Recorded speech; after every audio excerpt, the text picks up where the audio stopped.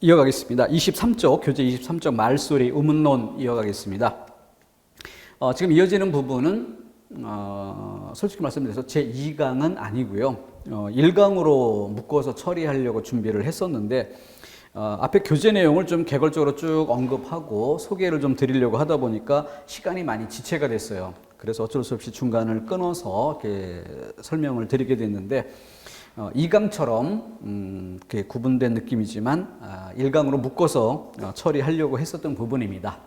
양해 바라고요. 자, 23쪽의 말소리 의문론, 이 부분에 그 빈출 비중이 별 3개로 표시가 됐습니다. 실제 그거 이상 중요하다라고 볼 수 있어요. 근데 시험 문제만 놓고 보면, 현상적인 면만 놓고 보면은 이 부분을 직접 문제로 출제하는 비중이 그렇게 높은 편은 아닙니다. 그래서 별 3개로 표시를 했는데 실제 이 부분을 모르면 뒤에 이어지는 우문 변화 현상이나 아니면은 그 뒤에 이어지는 국어생활 단원들, 그러니까 표준 발음법, 맞춤법 이런 부분들을 공부하는데 많은 영향을 끼치게 돼요. 그렇기 때문에 현상적으로 이 부분을 직접 독립된 문제로 출제하는 비중은 별 하나 정도로 낮은 그런 비중으로 보이지만 실제 원리상 뒤에 이어질 부분을 공부하는 기본을 제공하는 역할을 한다. 이런 의미에서 비중이 높다. 그런 의미에서 비중은 별 4개쯤 정도로 볼 만한 항목입니다. 자, 그럼 세부 내용 보겠습니다. 자, 23쪽에서 양거로 1번 운, 말의 뜻을 구별해주는 소리의 가장 작은 단위라고 되어 있습니다. 말의 뜻을 구별해준다. 여기서 말이라고 하는 것, 이것은 뒤에 이어지는 개념, 형태소라는 개념으로 이해를 해야 될 것이고요. 형태소와 형태소를 구별할 수 있게 해주는, 구별하는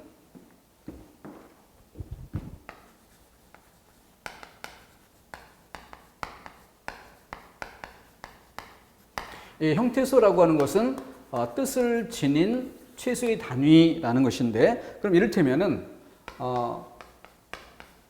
밤이라는 글자와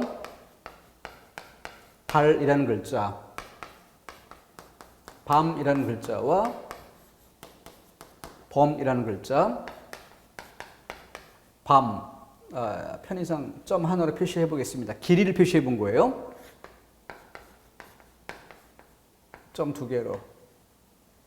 그러니까 짧게 발음해서 밤, 길게 발음해서 밤. 자, 그러면은 어둠을 뜻하는 밤. 그런데 오른쪽에는 전혀 다른 뜻, 발. 근데 이 차이가 어디에서 구별이 됩니까? 바로 미음 받침과 리을 받침의 차이로 이 말의 뜻과 이 말의 뜻은 전혀 다른 뜻이 되죠. 밤, 범, 아몸과 어몸의 차이.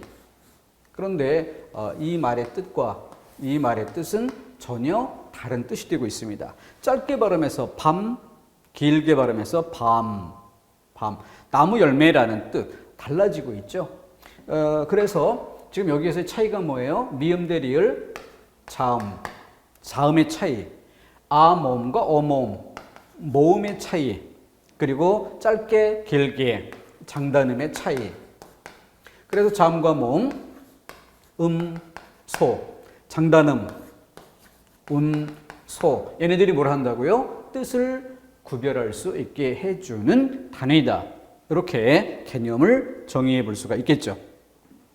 자, 우문의 뜻은 그렇게 정리해 주고요. 동그라미 2번 내려가면 우문의 종류를 분절 우문, 비분절 우문, 기역, 니은. 분절 우문, 비분절 우문. 음소를 이야기하고 운소를 이야기한 것입니다. 그중에 분절 우문인 소, 이걸 다시 자음과 모음으로 나누고 그 단자음 14개, 이중자음 5개, 모음은 단모음 10개, 이중모음 11개 등으로 나눠 설명했습니다. 가볍게 보세요. 다시 설명드릴 것이니까. 양구로 2번 내려가면 모음 해서 밑에 모음 체계 표가 나옵니다. 모음 체계 표, 도표가 나와요. 여기 기준이 3개가 있습니다. 혀의 앞뒤라는 기준과 혀의 높낮이, 혀의 높낮이는 옆에다가 쓰세요. 입을 벌리는 정도, 입을 벌리고 다무는 정도. 그리고 도표 맨 밑에 보면은 입술의 모양이란 기준을 따로 두어서 평순, 원순이라는 두 가지 구별의 축을 제시해주고 있습니다.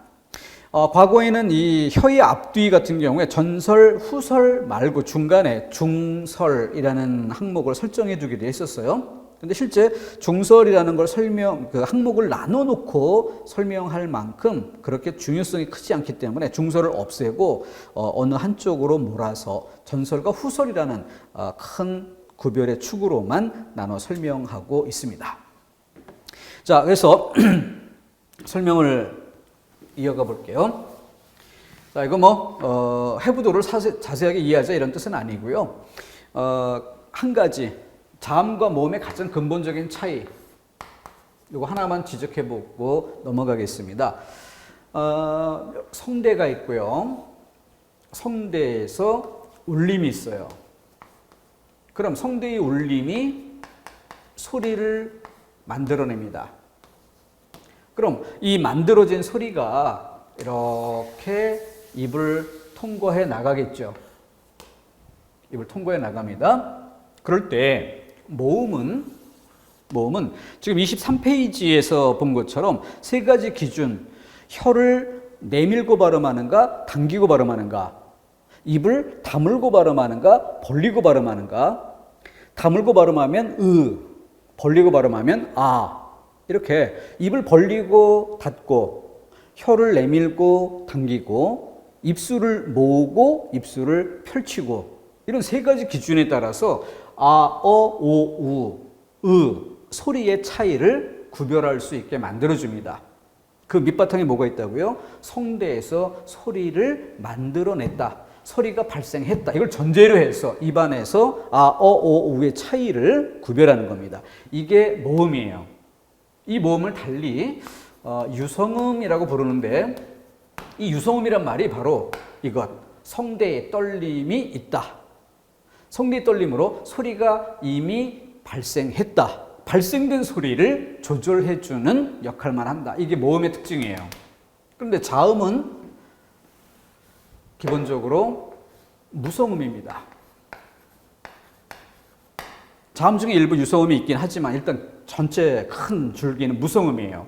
그래서 성대의 떨림이 없다는 거죠. 성대의 떨림이 없으면 그에 따라 뭐가 없어져요? 소리의 발생이 없습니다. 소리가 없어.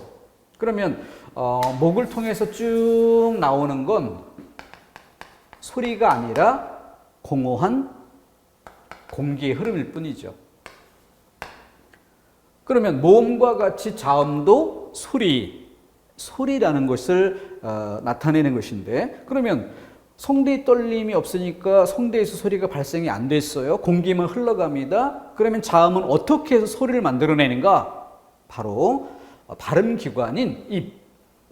이 입을 통과할 때 소리를 만들어요. 그럼 입을 통과할 때 소리를 어떤 방식으로 만들까?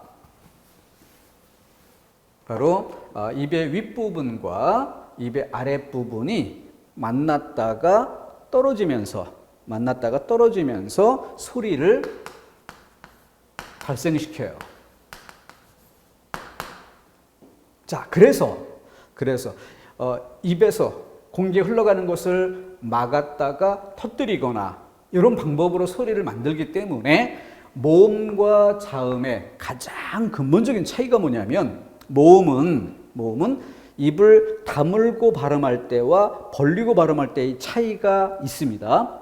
왜냐하면 소리는 이미 목에서 만들어졌기 때문에 발생된 소리를 조절만 하면 되니까. 그래서 다물 때 소리, 벌릴 때 소리가 달라요. 근데 자음은 소리의 발생이 없어요. 성대의 울림이 없어요. 입에서 소리를 만들어내야 됩니다. 그렇기 때문에 소리를 만들려면 입의 윗부분과 아랫부분이 항상 어떤 식으로든 만났다 떨어지는 이런 작용이 있어야 돼. 그러니까 다물고 발음할 때, 벌리고 발음할 때의 구별이 없습니다. 항상 만났다가 떨어지는 지점에서 소리가 만들어지는 거기 때문에, 그래서 입을 다물고 벌리고의 차이는 없다. 이게 자음 체계표의 가장 근본적인 차이다. 자, 이 점을 고려하고 세부 정보 보겠습니다. 여기에 주목하면서 세 가지 기준을 모아봤어요. 지금 23쪽 맨 밑에 있는 모음 체계표입니다. 혀의 위치, 전설, 후설, 입술의 모양, 평순, 원순. 전설 안에서 평순, 원순. 혀는 내민 상태에서 입을 다물고 발음할 때, 입을 벌리고 발음할 때. 후설, 혀를 당기고 발음하는 상태에서 입술을 평평하게, 입술을 펼친 상태에서 입술을 모아준 상태에서 평순, 원순. 그리고 고, 중, 저, 입을 다물고 발음하는 상태, 입을 벌리고 발음하는 상태. 이런 차이입니다. 자, 이 중에 가장 기본 축으로 모음 삼각도, 이, 우, 아. 여기 뭐 의 정도 넣어서 그러면은 입을 딱 담은 정도에서는 전설, 후설. 자, 요 의에서 이로 이렇게 가봅시다. 이. 연쇄적으로 발음하면서 혀가 앞으로 내밀어지는지, 우. 혀가 당겨지는지. 그러니까 과거의 개념으로는 의는 중설 모음이었던 거예요. 그런 상태에서 앞으로 내밀면서 전설, 중설 모음에서 뒤로 목 쪽으로 당기면서 후설이죠. 이렇게 비교해서 발음해 보고요. 벌리는 정도, 이건 확실하게 다물고 발음하고 벌리고 발음하고의 차이가 있죠. 중간에 어를 넣어 봅시다.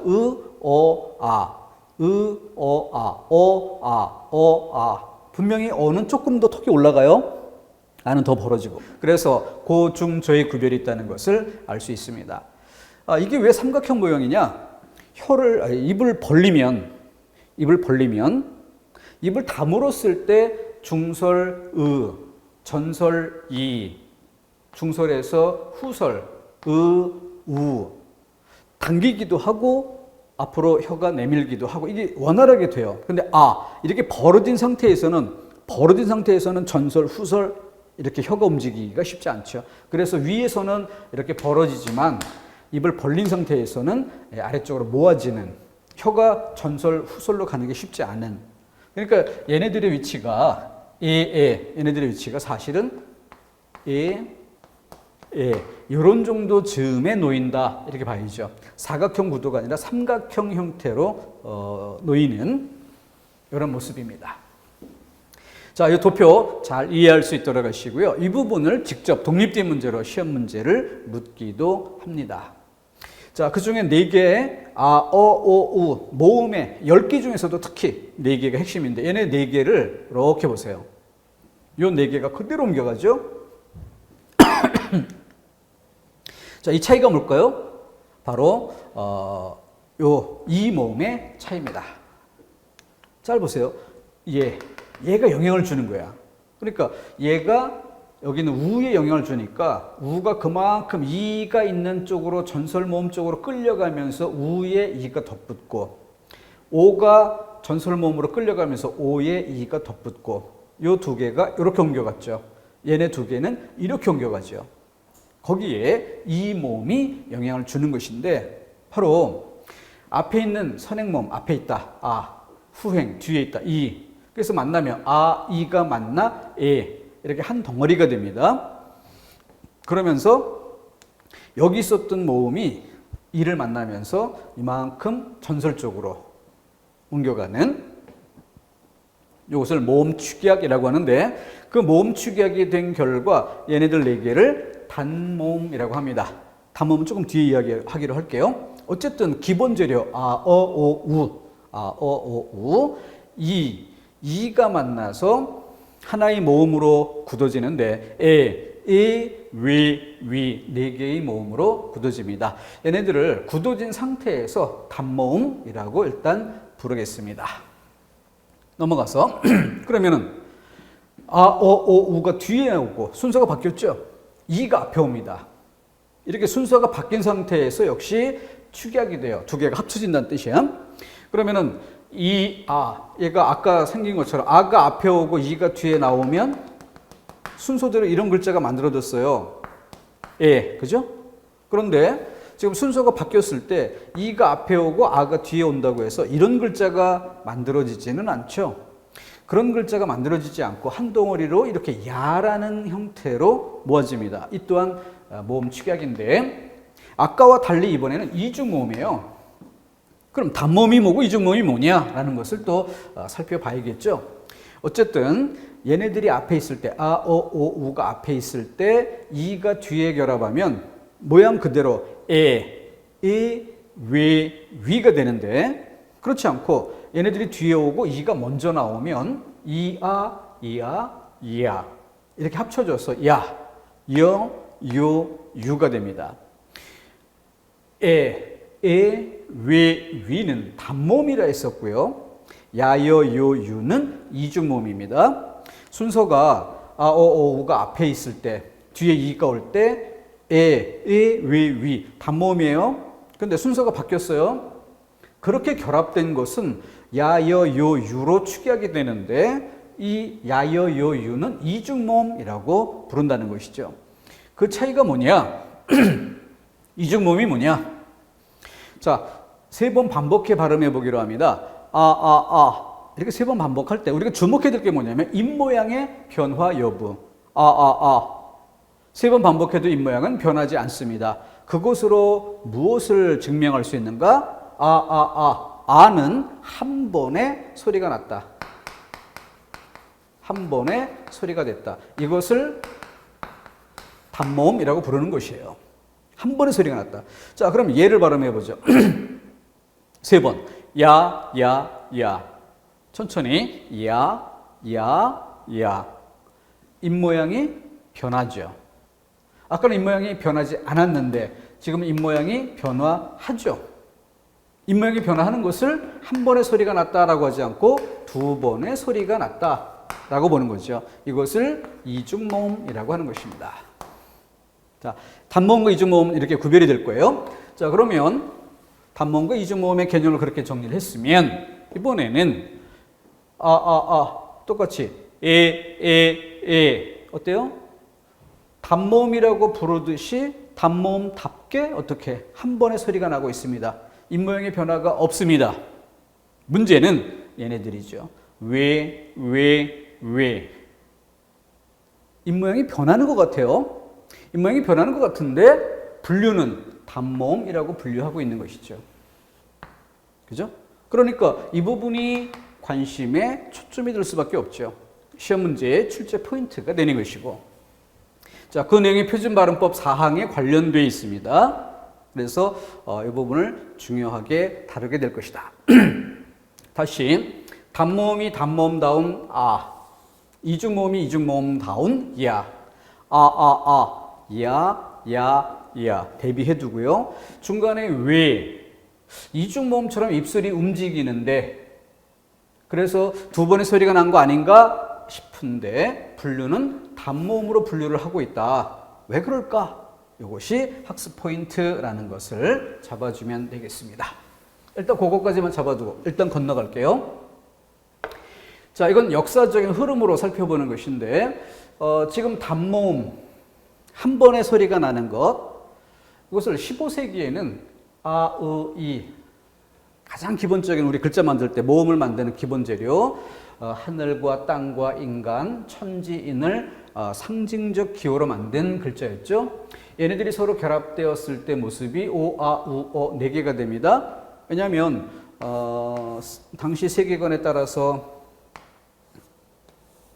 괴를 그리고 이 세계를 둘러싸고 있는 우주, 하늘을 그린 거죠.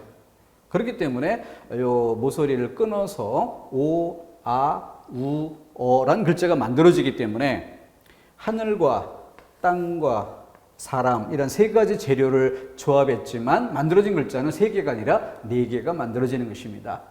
글자의 순서도 시계 방향으로 오, 아, 우, 어가 순서죠. 오, 아, 우, 어. 그래서 단모음이 15세기에는 7개였어요. 그런데 18세기가 되니까 이 아래아가 없어지면서 뒤에 에 2개가 추가가 됩니다. 얘네들이 단모음이 단모음답죠. 우리가 방금 소리를 내봤지만 입모양의 변화가 없죠. 그러니까 분명 소리상 글자, 시각적으로 글자는 2글자가 합쳐진 모양인데 실제 소리 나는 원리를 따져보니까 입모양의 변화가 없어. 그거는 원래 2개가 만난 글자였지만 소리가 단순화되면서 합쳐지면서 한 번의 소리가 나더라. 단모음답게 굳어졌다라고 설명하는 거고요. 그게 현대국어로 넘어오면서 왜, 위 두 개가 점차 단모음화 한다는 것이죠. 그래서 현대국어의 단모음을 10개라고 보는 겁니다. 근데 아직 이중모음 아닌가 싶을 정도의 느낌이 남아 있어요. 그런데도 왜 학자들은 이것을 단모음으로 분류를 했을까? 학자들이 정하기 나름이죠. 그만한 이유가 있습니다. 그건 뭐냐면 바로 이 앞에 초성에 자음이 올 때, 이때의 소리를 따져보면 이중모음으로 이야기하기에는 애매한 한계가 있는 거예요. 그래서 점차 소리가 두 단계보다는 한 단계에 훨씬 가깝다. 단모음과 이중모음의 중간쯤 있다라고 볼 수 있지만 이 시기에는 훨씬 확실하게 이중모음답게 발음했을 거다. 근데 현대국어에는 아무래도 한 단계로 소리가 나는 것에 가깝다라고 학자들이 보는 거죠. 그러한 대표적인 사례들이 초성의 자음이 있는 것들입니다. 그런 경우에 명백하게 한 번에 소리가 나는 것으로 파악됩니다. 결론적으로 어쨌든 단모음으로 처리를 한다. 야여요유 빼고 에, 위 단모음으로 분류합니다. 일단 묶어두고 자, 반모음이 들어있지 않은 이런 식으로 바로 질문할 수 있죠. 야여요유 뺀 나머지를 묻는 문제죠. 단모음으로 굳어진 그런 것과 아직 입모양의 변화가 확실하게 구별되는 글자들, 이렇게 모음체계표를 독립된 문제로 물을 수도 있어요. 우모음, 모음체계표. 자, 23쪽의 교재 내용을 보십시오. 거기에서 우모음 하면 어떻습니까? 전설, 후설 중에 후설에 해당되죠. 그리고 입술의 모양 볼게요. 평순, 원순. 그럼 우모음은 어디에 속합니까? 원순. 여기 해당되죠. 다음, 입을 벌리고 다물고 한 정도의 차이. 고, 중, 저라고 보면 우모음 어디에 있어요? 맨 위, 고모음에 있어요. 그러면 이 고모음이라는 것은 입을 다물었다는 것이죠. 입을 다물고 발음한다는 뜻이죠. 그럼 입을 다물고 발음했다라는 것을 한자로 표시하면 뭐가 돼요? 개, 폐. 개는 여는 거고 폐는 닫는 거죠. 그러니까 개가 아니라 폐가 됐어야 하는데 그 부분을 개모음이라고 표시를 해서 이것으로 답을 구별할 수 있도록 한 시험 문제입니다. 자, 모음 체계표를 문제를 통해서 질문해 보는 방식이었습니다. 자, 그럼 자음으로 넘어갑니다. 자음은 24쪽에 있어요.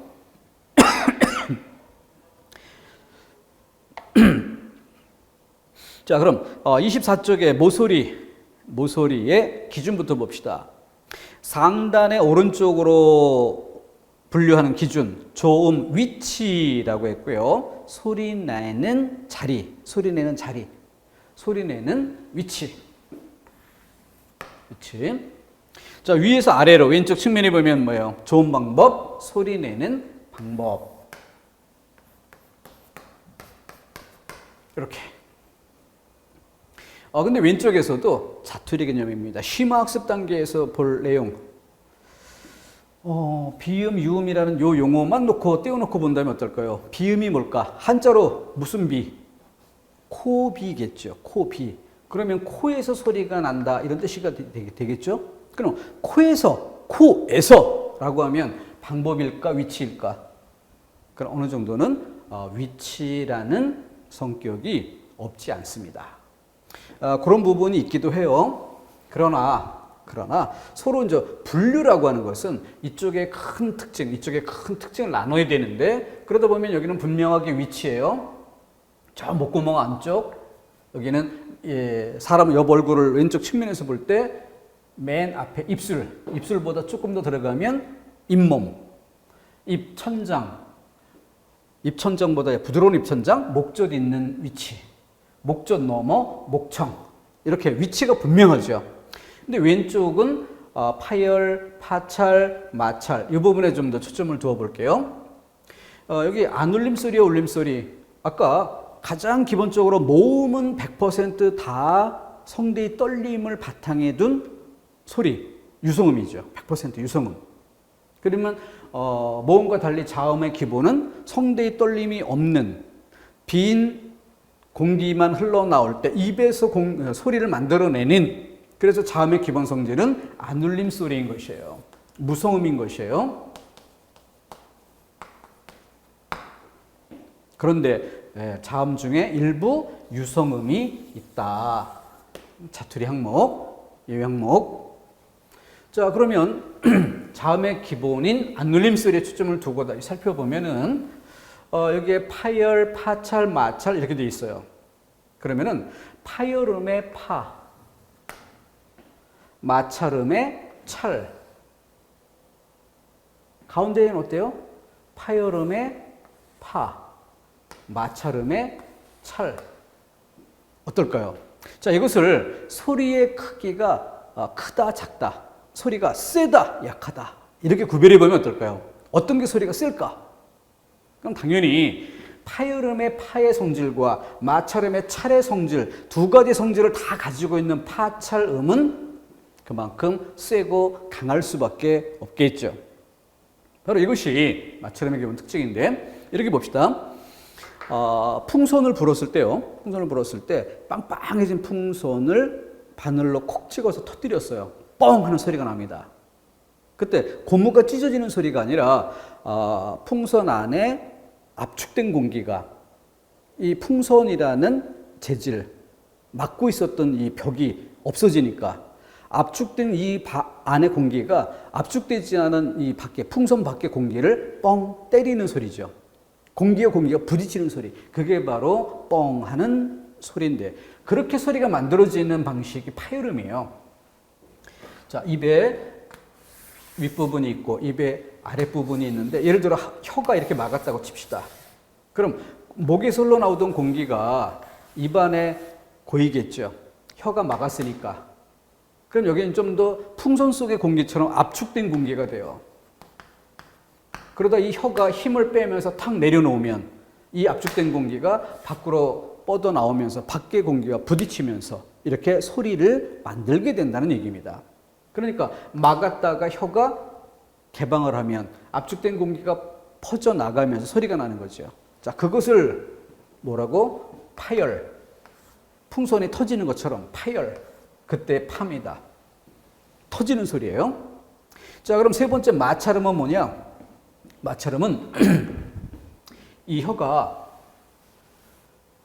이렇게 입의 윗부분을 완전히 막는 게 아니라 이렇게 살짝, 그러면 안에서 공기가 이렇게 고이다가 어때요? 여기 틈이 있으니까, 완전히 막지 않았으니까 공기가 새나가죠. 고이는 듯 압축되는 듯 하면서 한쪽에서 계속 새나가는 겁니다. 그 새나갈 때 공기가 이 혀 끝을 스쳐 지나가요. 자, 그래서 시옷을 발음해 봅시다. 스. 그러면은 이 혀 끝에 공기가 흘러가면서 스치는 이 소리가 날 거예요. 그게 바로 마찰입니다. 마찰.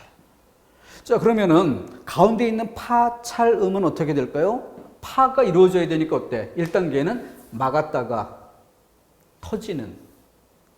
그런데 2단계는 확 터지는 상태가 아니라, 막았다가 확 터지는 게 아니라 막았다가 살짝만 떨어지면서 두 번째 스치는, 마찰음이 생기는 이 단계가 남는 거죠. 그게 바로 찰의 성질입니다.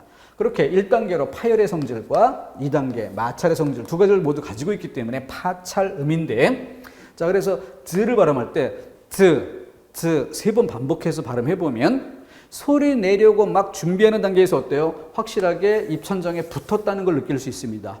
그러니까 붙었다 떨어지는, 이게 뭐예요? 파열음의 성질이죠. 드.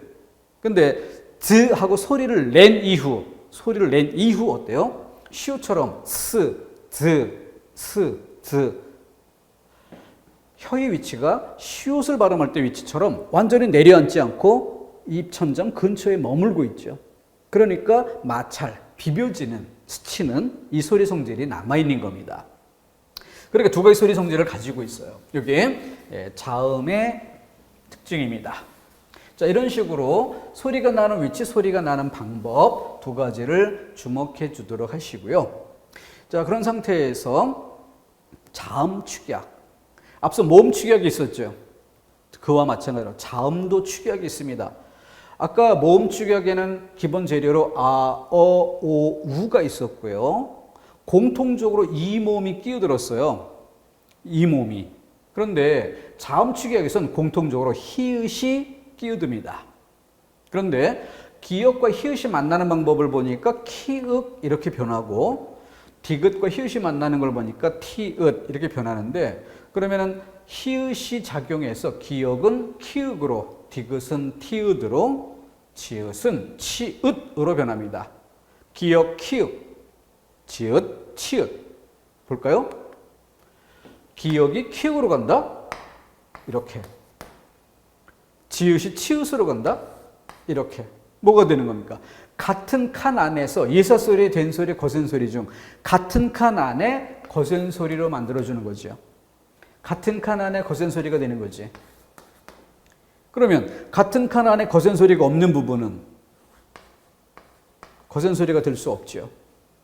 그래서 자음 축약에 기역, 디귿, 비읍, 지읒 네 글자만 대상으로 하는 이유가 나머지에는 예사소리, 된소리, 거센소리의 대립이 없기 때문이지요. 히읗은 거센소리로 만들어주는 성질이 있다. 히읗은 거센소리를 만들어주는 성질이 있다. 이 부분을 포인트에 두시고 그러니까 그 대상이 되는 것이 그 같은 칸 안에 거센소리가 있는 기역, 디귿, 비읍, 지읒 네 개만의 문제지 다른 글자들은 자음 축약에 해당하지 않는다. 다음. 자, 앞서 유성음과 무성음 이야기했었죠. 유성음, 모음은 모두 100%입니다.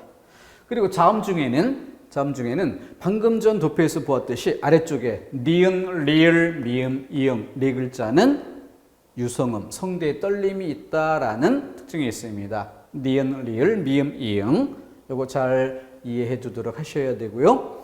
다음 무성음 자음인데 자음 중에 얘네들을 뺀 나머지 자음들 이것을 무성음 성대 떨림이 없는 소리라고 본다.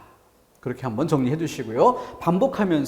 반복하면서 다시 이해하면 되겠습니다. 한 번에 다 암기하려고 할 필요는 없어요. 자, 그중 주의할 만한 자음 4개를 골라봤습니다. 히읗은 왜 골랐을까요? 히읗. 방금 요거보다 바로 앞쪽에서 본 뭐예요? 자음 축약. 자음 축약에서 기역, 디귿, 비읍, 지읒이 얘를 만나면 얘는 뭐가 됐습니까? 바로 거센 소리로 만들어주는 그런 특징이 있었죠. 그 다음 주의할 자음에 리을이 들어왔어요. 리을은 왜 필요할까요? 얘는 R 발음과 L 발음, 운, 자음과 모음이란 운이란 측면에서 리을은 한 가지예요. 리을은 리을 한 가지입니다. 그런데 음운의 시각으로 접근하는 게 아니라 발음이란 측면에서 접근을 하면 뭐가 돼? R 발음에 가까울 때가 있고요. 이 리을이 R 발음에 가까울 때가 있고 L 발음에 가까울 때가 있어요. 좀 쉽게 구별해서 한 글자 안에 초성자리에 쓰일 때와 종성자리에 쓰일 때의 소리값이 좀 다릅니다. 초성에 리을이 쓰이면 라 이렇게 좀 떨리는 소리. 이걸 이제 떨전자 써가지고 설전음이라고 하는데 떨림 소리가 나는 거예요. 그런데 받침에 리을이 놓이면 달. 자, 라 할 때, 라 하고 떨릴 때는 뭐예요? 혀가 입천장에 붙었다 떨어졌다를 계속 반복합니다. 라 이렇게 할 때. 그런데 혀가 튼튼하게 딱 붙어 있어요. 떨어지지 않습니다. 그래서 R 발음과 L 발음 정도의 차이가 음운상의 차이는 아니고 발음상의 차이라고 이해하세요. 음운상 차이가 아니고 발음상 차이. 뭔 소리인지 못 알아들어도 일단 지나갑니다. 아무튼 그런 차이가 있다는 것만 경험해 주면 돼요. 나중에 채우면 되니까. 지읒. 센 소리? 왜 센 소리일까? 다른 거 볼 거 없이 이것만 생각하세요. 아까 자음 체계표 왼쪽 측면에 파열음, 파찰음, 마찰음이라는 게 있었습니다. 그때 파열음에 터지는 소리, 마찰음에 스치는, 비벼지는 소리. 그런데 파찰음은 뭐예요? 파열음의 성질과 마찰음의 성질, 두 가지 소리 성질을 모두 다 가지고 있는 거죠. 그게 센 소리로 나타나는 것이다. 파열음의 성질도 있고 마찰음의 성질도 있고 이 두 가지 소리 성질이 다 합쳐졌으니까 쓸 수밖에 없다 이런 뜻이죠. 자, 지읒은 그런 성질이 있다는 거 생각해 두시고요. 니은은 상대적으로 약한 소리, 아주 중요한 건 아닌데 뒤에 우문현상 공부할 때 좀 도움이 되기 때문에 끼워 넣은 것입니다. 히읗은 거센 소리로, 리을은 우문은 리을 하나지만 발음은 R, L 두 가지 성질이 있다. 지읒은 파찰음의 성질과 마찰음의 성질이 합쳐져 나타나는 센 소리다. 니은은 좀 상대적으로 다른 글자에 비해서 약하다. 이렇게 특징적인 자음들을 골라봤습니다. 이런 것들이 바탕이 돼야 뒤에 우문 변화 현상을 공부하기가 쉬워져요. 자, 리을의 특징, 방금 전에 보았던 R과 L의 차이입니다. 다리처럼 초성에 있을 땐 R 발음에 가깝죠. 이 R을 L로 바꾼 상태에서 발음해 보세요. 그럼 달리 이 단어를 발음하는 게 아니라 전혀 다른 단어 발음처럼 들릴 것입니다. 그것으로 비교해 보니까 L이 아니라 R이 맞다는 걸 알 수 있죠. 달, L이 아니라 이걸 R로 바꿔보세요. 달, 이것의 발음이 아니죠. R이 아니라 L이 분명하다는 차이를 알 수 있습니다. 상으로는 자음 모음이라는 시각으로는 리을, 여기 리을이나 여기 리을이나 똑같은 리을일 뿐이다. 동일하다. 그런데 우문상이란 기준이 아니라 발음상이란 기준으로 바꾸니까 여기는 R, 여기는 L 다르더라. 한 개의 우문을 구성하는 두 개의 음성 이렇게 구별했습니다. 이런 내용들은 이후 로마자 표기법 공부할 때 이 개념이 이용돼야 한다. 활용돼야 한다. 도움을 준다. 그런 의미에서 맛보기 하고 건너가기로 합니다. 지읒, 센 입천장 소리가 세다라고 했어요. 왜 세다? 바로 파열음의 성질과 마찰음의 성질 두 가지 성질을 모두 가지고 있기 때문에 소리의 성질이 크다, 세다. 이건 또 왜 공부를 해야 되나? 왜 알아야 되나? 바로 이 차이입니다. 자, 여러분들이 직접 발음을 해보도록 하시지요. 자, 거와 겨. 여기다 우를 한번 넣어볼까요? 발음해 봅시다. 거울, 겨울. 거울, 미러. 그리고 겨울, 눈 내리고 얼음이 오는 계절. 우리는 이 발음으로 이 차이를 구별할 수 있을까요? 없을까요? 거울, 겨울. 예를 들어서, 야, 겨울을 가져와봐. 이건 말이 안 되죠? 야, 거울 좀 가져와봐. 분명히 우리는 알아들을 수 있습니다. 두 개의 소리가 구별이 됩니다. 자, 서, 셔. 그래서 식초, 이런 것을 맛볼 때 느낌은 서일까, 셔일까? 발음상 구별이 되죠? 그러면 이걸 발음해 보죠. 저.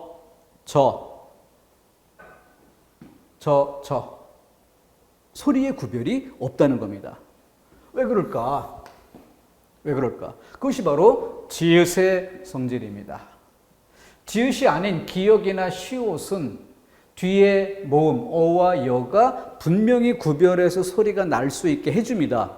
그런데 지읒은 지읒 자체 소리 성질이 커서 어와 여가 구별될 수 있게 해주지 못한다는 거죠. 이걸 숫자로 한번 표시해 봅시다.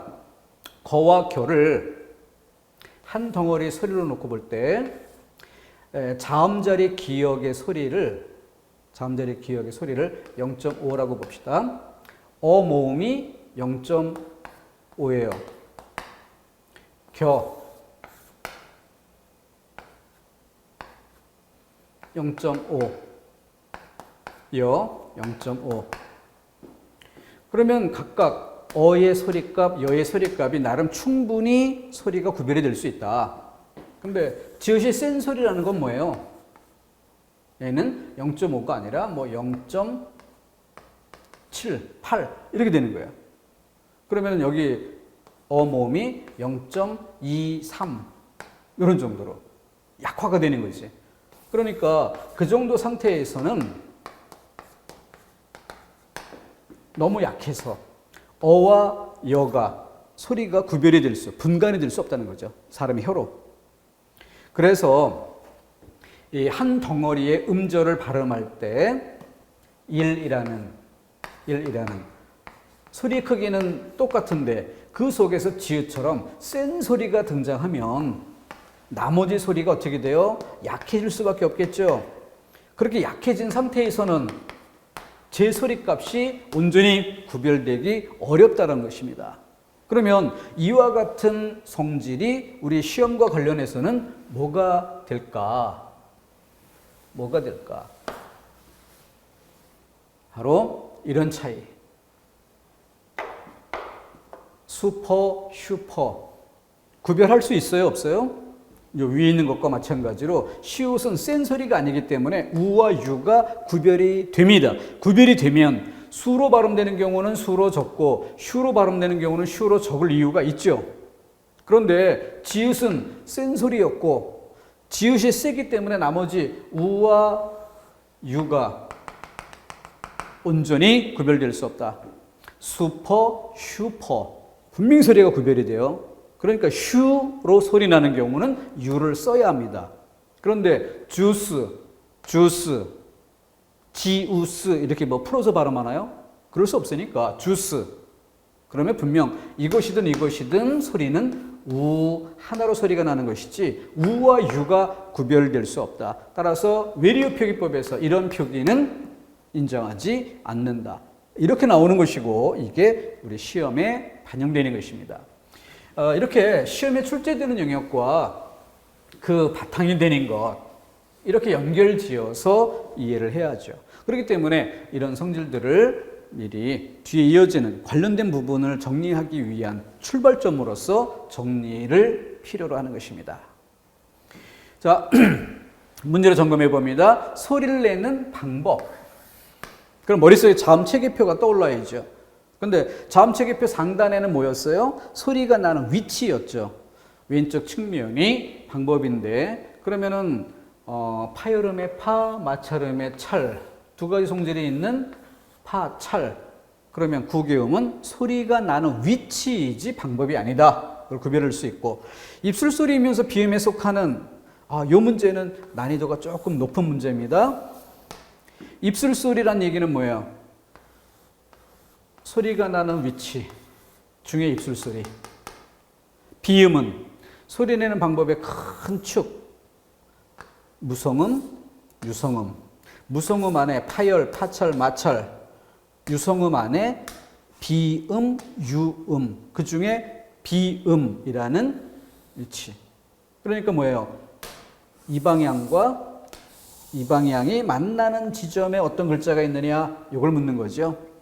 이 기준과 이 기준이 만나는 두 가지 기준을 섞어서 질문했기 때문에 위에 있는 문제들과 질적으로 다른 좀 더 난이도 있는 문제라고 볼 수 있죠. 그게 바로 7급이든 서울시든 어떤 그 시험 직급이나 직종에 이런 문제가 다뤄졌느냐 이런 걸 아는 것도 우리가 공부를 어느 정도까지 하는 게 필요할까 이걸 정하는 도구가 될 수 있겠죠. 그런 식으로 해서 앞에 모음체계표 관련지에 두 문제, 자음체계표 관련해서 두 문제 이렇게 한번 문제로 점검을 해봤는데요. 이런 식으로 문제로 점검하고 실전 문제로 들어가면 우리가 공부해야 될 대상이 뭐냐라는 것이 뚜렷해지기 때문에 또 시간을 절약하는 데도 도움이 되고 우리가 이해를 하는 데도 집중점을 가지고 접근했기 때문에 이해의 정도가 빨라질 수밖에 없습니다. 그게 공부예요.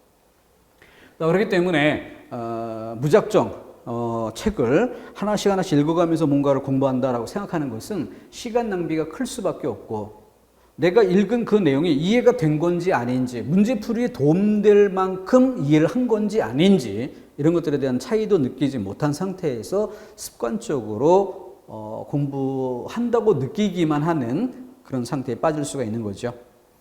성과적인 학습이 되기 위해서는 이와 같이 내가 그 대상에서 어느 부분을 포인트를 두고 보느냐를 이렇게 문제와 관련지어서 점검할 포인트를 알고 그리고 보면 짧은 시간 안에 성과를 낼 수 있는 거고요. 또 그것이 다른 단원과 연계될 때는 어떤 식으로 연계되는지를 알아야 다시 돌아왔을 때 이 페이지가 어떤 의미를 갖는지를 알고 볼 수 있게 되는 것이고 그것이 실질적인 성과에 도움을 줄 수 있게 되는 것입니다.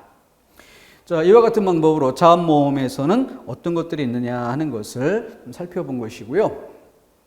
이런 문제들은 뭐 7급에서 출제를 했었던 그런 것들인데, 질문에 평음, 경음, 이런 한자말을 섞어 넣어서 조금 같은 내용인데도 좀 어려운 듯한, 이 평음이라는 건 예사소리예요.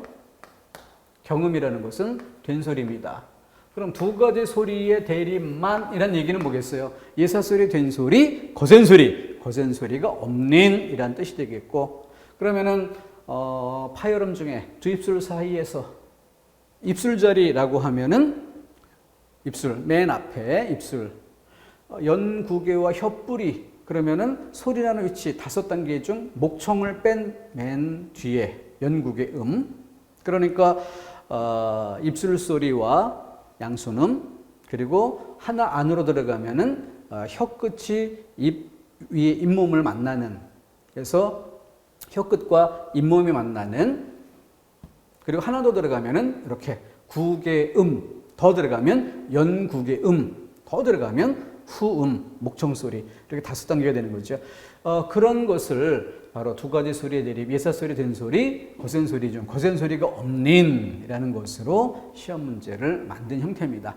한자말을 좀 써서 이렇게 출제한 것으로 조금 시간이 오래 지난 옛날 방식의 출제입니다. 그리고 9급의 방식은 아니죠. 이런 것들은 뭐 중요한 문제라고 볼 것이 아니라 무시하고 버리고 가도 좋은 문제, 이렇게 문제 자체를 선별할 수도 있어야 됩니다. 비교 대상으로만 살짝 넣어봤어요. 음절이 끝소리로 발음되는 7개의 기역에서 이음까지 중에서 항상 디귿과 시옷이 문제가 됩니다. 그래서 디귿과 시옷, 뭐 나중에도 자꾸 반복하겠지만 발음의 대표는 디귿, 소리, 그 표기, 발음이 아니라 표기의 대표는 시옷, 이렇게 대비해 주면 되겠고요. 여기에서 질문은 뭐예요? 발음으로 질문했기 때문에 디귿은 인정되고 시옷은 인정되지 않는다, 이렇게 정리해 주면 되겠습니다. 이거는 문제를 통해서 이론 내용을 보충하는 이런 정도 성격으로 이해하시면 되겠습니다. 여기까지로 자음 모음에 관련된 얘기를 정리를 끝내고요. 다음 시간에는 이 우문의 변화라는 것으로 한 단계 진전해 보도록 하겠습니다. 쉬었다가 본격적인 2강으로 이어가겠습니다.